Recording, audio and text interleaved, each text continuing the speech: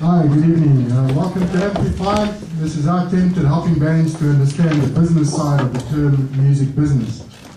Most of you here do not need help when it comes to the music side. You have bands, you have songs, you have gigs, you have recordings.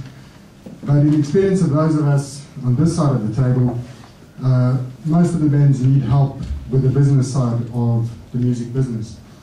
We're going to put on a series of seminars this year, and depending on how much support we get, we'll get bigger and bigger speakers to these seminars. Some of the future seminars will feature radio DJs talking about how to get radio interviews and what to do to prepare for them. Journalists talking about how to get press interviews and what to do to prepare for them.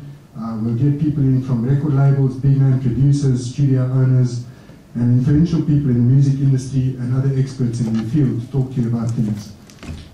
For our first seminar tonight, we've got 4 speakers. Each speaker will talk for about 20 minutes, and afterwards we'll have a question and answer session where you can clarify any points that you don't understand. Tonight's speakers are going to be Oren from Overdrive, talking about merchandising and branding. Keith Holliday from the Radiators from Space, talking about band self-management. Dermot Lambert from Garagelands, talking about playing live in Ireland, and myself talking about treating your band as a business. Okay, so let's kick off and let me say my bit. The tagline for Amplify is the business of music. And whether we like it or not, whether you think you're involved in high art, at the end of the day, what you're actually doing is a business. If we look exactly at what you are doing, and we break it down to its simplest form, we see that you're groups of people who are making a product to sell to customers. The groups that you're making are bands, and the customers are the fans. But in business terms, that's what you do.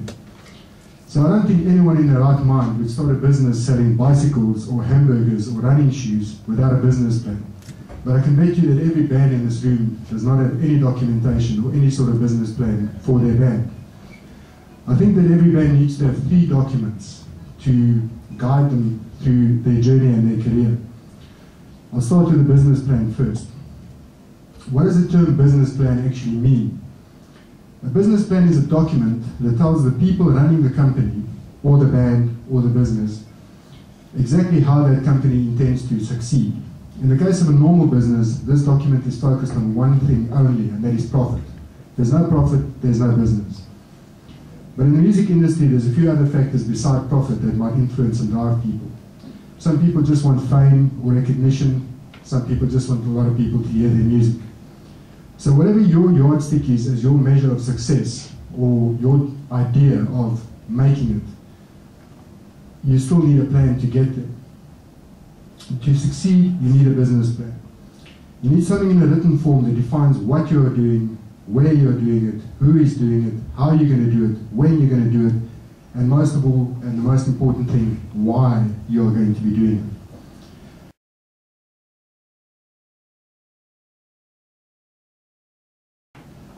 The partnerships that you're forming are bands, and the customers that you have are your fans. But what exactly is the product that you're making and that you're going to be selling to these fans? If I asked you guys to tell me what the product was, I bet you all of you are going to tell me that the product is music. And I don't agree that the product is music. Music is a small but essential part of what it is that you're trying to sell to the fans. What I mean is that if you were a band and all you were selling was music, why would someone buy your t-shirt? They can't listen to a t-shirt. They are buying your brand, they're buying your product, they're buying you. The metalhead that buys an Iron Maiden t-shirt is buying something that gives him a sense of who he is and what he is. Okay? He's buying something that says, this is who I am. I'm a rocker, I'm a metalhead, I belong to a group, I belong to a subculture. So once you as a band start understanding that the fan wants more from you than just music. He wants a lifestyle, he wants an identity, he wants a culture, he wants to belong to whichever sub-tribe you are the leader of. If you're a rock band and you're playing in rock clubs, you are the leader of the people in that club. And they want a leader. They want to belong to a subculture. They want more than your music. They want your identity.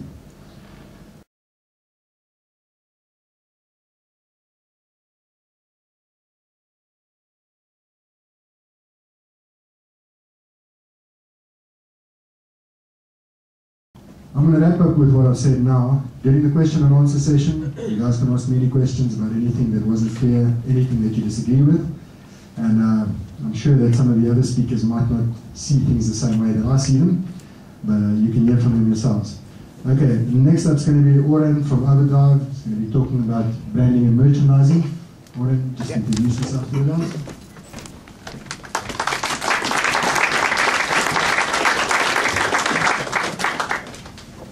Thanks everybody. Thank you for coming.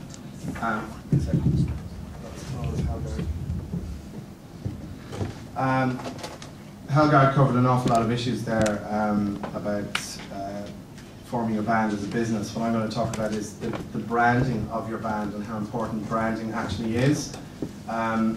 I have an awful lot to say, so I'm going to concentrate more on the notes because I've got stuff that I've constructed, so I'm going to pretty much read it out. Again, questions at the end, I can answer them freely. So just straight into it. So mainly what I'm going to talk about is how the consistency of branding. That's the most important thing once you've identified it. So what a lot of people don't realize is just how crucial branding in the music industry is. In this day, especially of digital media and social networking, it's difficult but quite easy more than ever to get your foot in the door.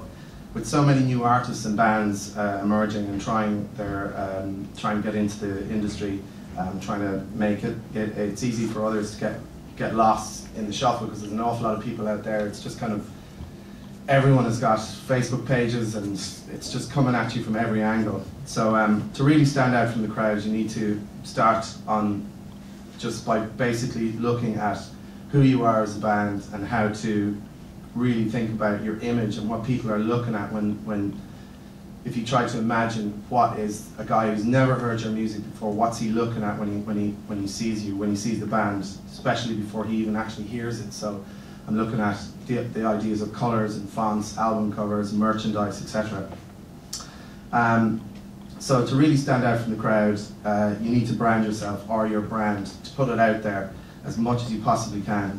If you're serious about making music in your career, it's essential to consider the importance of building a really strong and especially a consistent brand model for the band, regardless of any genre or whatever type of music you're doing.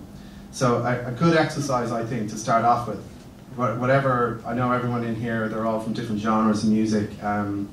It could be anything from guitar-based or electro or whatever it is, but a really good thing to do is just to basically gather up everything that you currently have at the moment, like all your collateral, your press pack. If you have this stuff, great. If you don't have it, you need to get it. So your press pack, your website if you have it, if you have an album out there, your Facebook page, Twitter profile, anything and everything that you possibly have, and ask yourself some questions, right?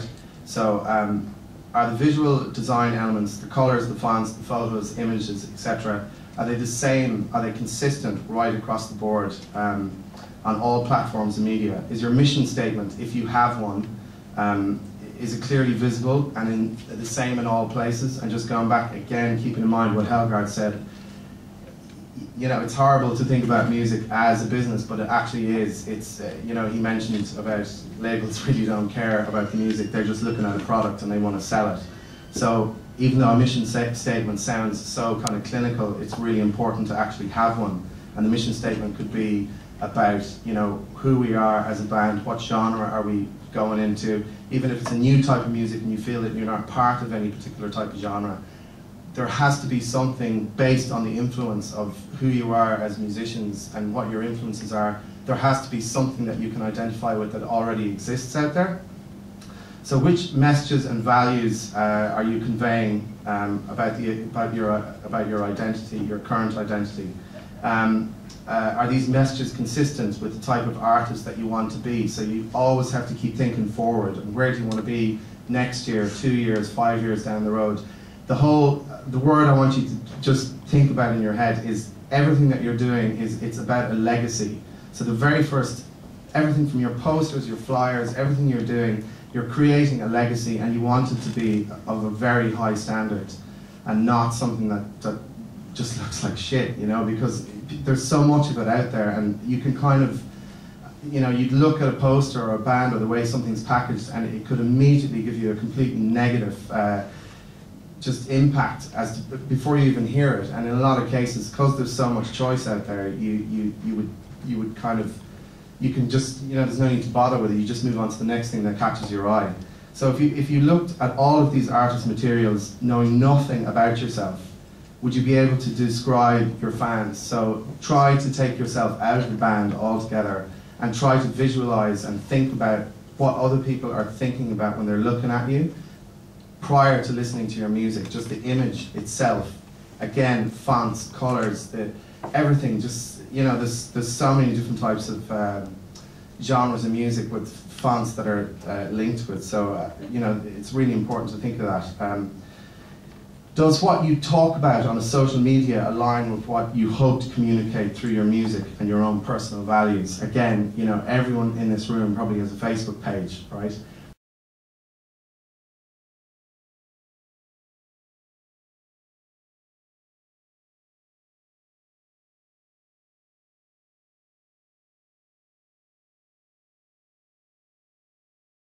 So many people, they spend so much time and effort buying your instruments, finding out a place to record, what your budget is, who's the best guy that we can afford, the best guitar I can buy, the best drums, everything, all of those things. You spend all that money and time and effort into getting this product with the intention of sending it to a label or to a promoter or whatever you want to do. But then what I think is quite common is that people compromise on how they're packaging this or how they're sending this into labels. I've been sitting in the offices of labels and I've seen packages come in and they've opened them up and they've taken them out and it's just a CD with like a marker on it. It might as well be written crayon, you know, and it just goes straight into the bin. They don't, I mean, it's literally in their hands for seconds, and the only reason is it's actually being dumped into the trash, because the first thing they see is it's just, this just looks dreadful, you know, I'm not going to listen to this. They automatically think it's a reflection of the content of the music that's on it, which is unfortunately is the reality of it. And I mean, I'd be one of those people that would kind of listen to everything because you never really know. But skilled graphic design can transform a musician's identity from a written concept into a visual motivator. This image is what the world will see, and the public will perceive the ideals and emotions that your image expresses. Again, thinking about the word legacy, that everything you do, try to do it the best that you possibly can, because it just shows, if you get down to the point where you are getting a lot of interest, you're getting a lot of people to your shows, and then you start to get a couple of labels or A&R guys that are coming down, you know, if they start looking into your past, they're going to see a really well put together formula that you knew what you were doing from the start, and it would just really go in your favor in the long run.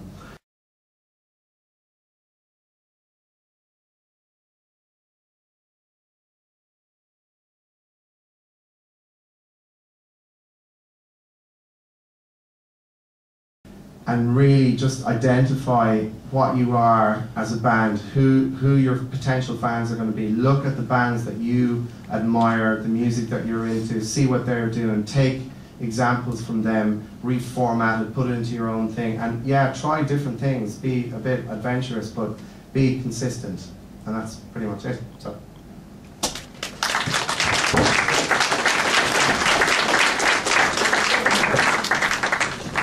Okay, before our next two speakers come up, do you guys want to go down and get some more drinks?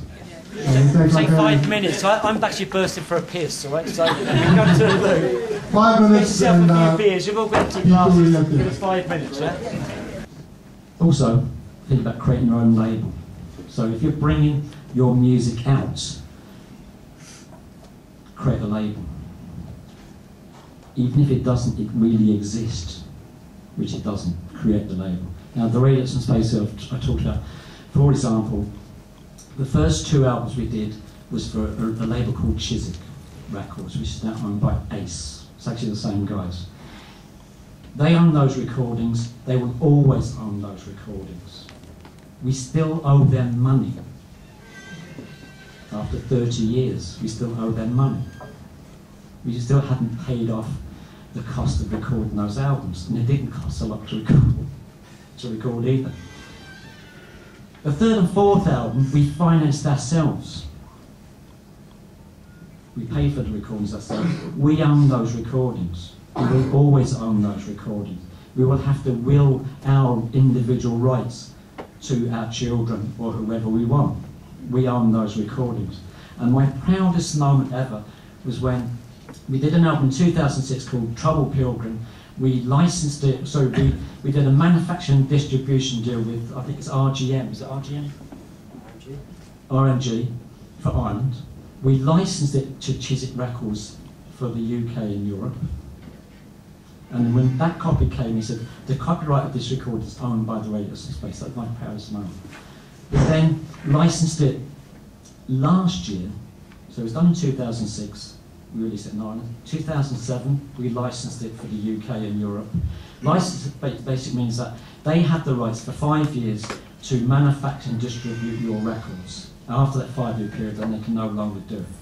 Then we licensed it to an American label called Shite and Onions, believe it or not, who did a CD and a vinyl edition of the record. And then we licensed it to, in March this year, to a Japanese label called Uncle something or another, I can't remember what it's called.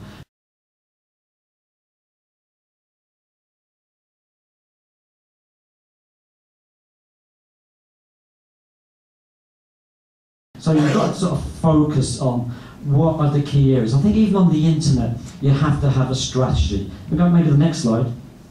Short term. Establish a foundation to build on.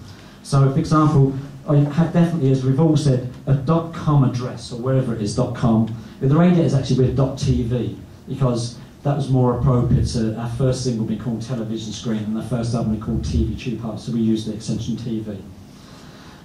Facebook, Twitter, we talked about LinkedIn. You've got to think about LinkedIn and how to use it. I'm only sort of getting into it now. YouTube channel, your own blog, and be aware of all the influential blogs. Nyla 9, do you know Nyla 9's blog?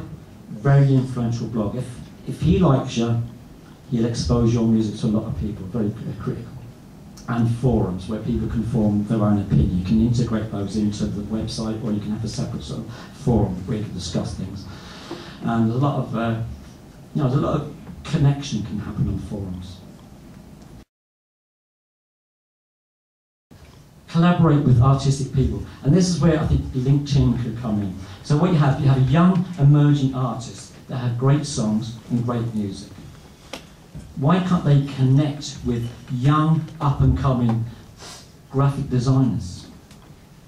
Go to NCAD, ask to see student portfolios. You find some young girl or some young guy that is cutting edge and say, would you be interested in designing my album cover? Up-and-coming producers, up-and-coming filmmakers, documentary makers. All these people have equal ambition, and they all have equal opportunity to collaborate for the benefit of everybody. Do you know what I mean?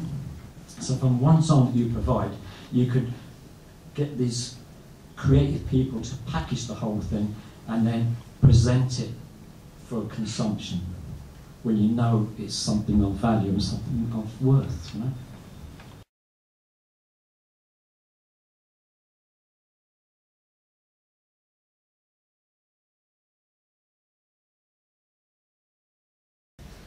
And finally, just find a way of maintaining your career. Once you, if you go in with the right attitude, I think that you'll find a way of maintaining your career and just keep it a momentum going. A momentum going that could last, as in my case, too many years more. Do you know what I mean? But I'm still as enthusiastic about the music business and the music industry. I've learned a lot as I went along the way. Do you know what I mean? When I started out, I knew nothing. When I signed a record contract in a nightclub, and I was pissed. And I was, because you were allowed to do this years ago, where they would shove a contract under your nose and sign here. Does this mean I'll get a guitar? Yes, sign. So I signed the worst contract in the history of recording contracts that anyone's ever signed. But I had such a great time. I didn't really care. Do you know what I mean? However, the reality is, it is a business. You know what I mean? You should have fun doing it, but at the same time, the more you do it, the more you learn about it, the better you get at it. Okay? So that's been fun. Well, thank you.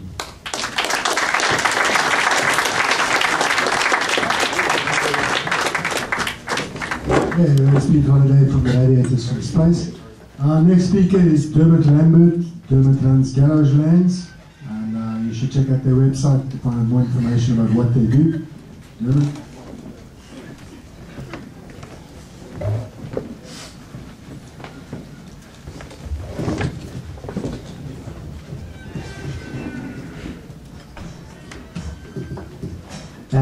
How you doing? Hello everybody. I think this is my first time at a kind of a forum thing. So, I know that some people here already know me from gigs that they've done and from documenting and things like that. But I'll just give you a little kind of what I'm here tonight to talk about. There's a lot of things I could talk about, and I could bore you to death with various aspects of music business and music making and recording and pretty much everything. But Helgard specifically asked me to come here tonight in my role as the guy who runs Garageland. And this was something that I stumbled upon in the year 2000. My background isn't anything to do with promoting gigs. I would have been brought up to be suspicious of promoters. I still am. Some of my best friends are promoters. I'm still suspicious of them as well.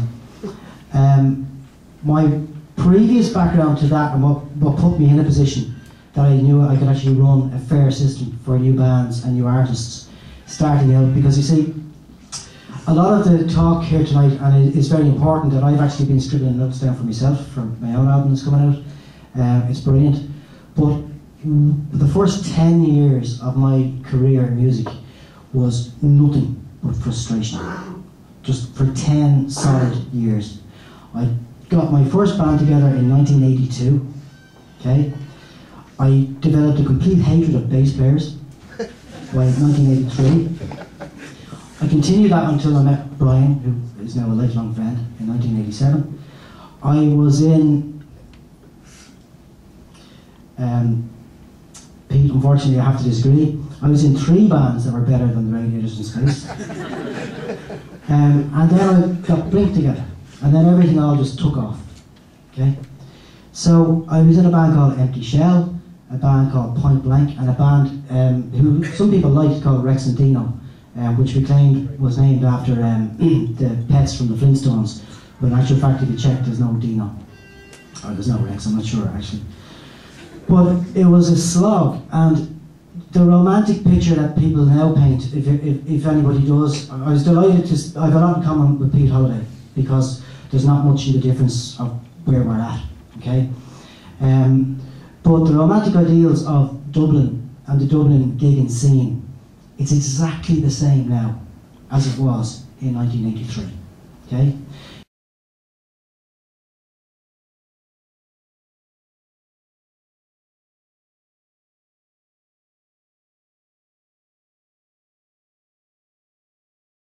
It's so difficult to get stuff off the ground at the start that's why I started the garage gigs and Garage Land and all that stuff. And I'm open, by the way, to all sorts of debate on how these are run, but they're run very, very transparently. I run the garage gigs. I designed them from scratch. We made a balls of them for the first couple of years, and that's great. But the design hasn't changed in the last, I'd say, well, actually, I know, since the start of 2009, because we redesigned it at that point with the final last detail that I could think of, which was transparent and useful to bands and musicians, not to everybody. Okay, if I was actually to want to make money in this world, where I'm at now, I would go down the road and get a job as a stationery supplier, because I'm really fucking good at selling toothpicks.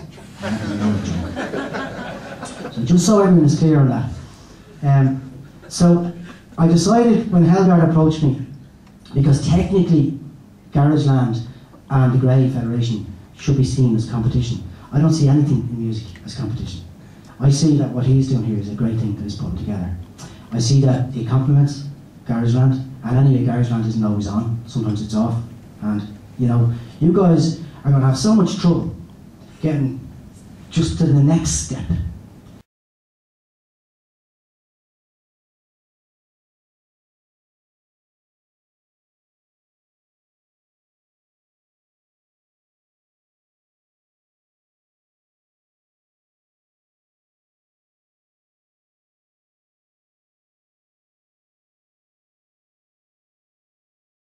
In Ireland, you don't have the same luxury.